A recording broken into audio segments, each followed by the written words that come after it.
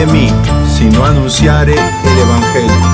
Y si lo hago de buena voluntad, recompensa tendré.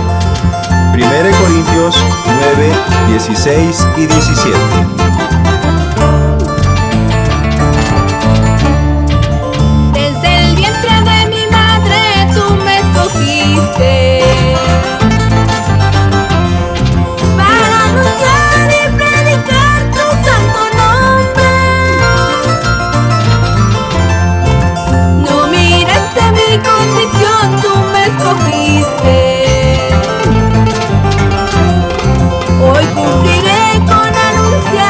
Santo nombre.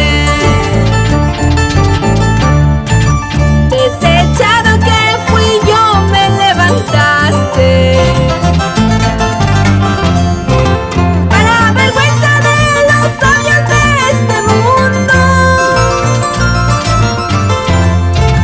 No miraste mi condición, tú me escogiste. Hoy cumpliré con anunciar tu santo nombre.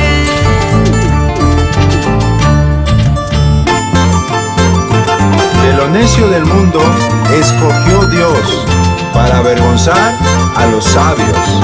1 Corintios 1, 26 y 27.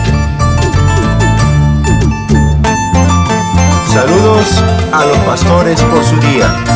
Dios les bendiga y sigan adelante peleando la buena batalla.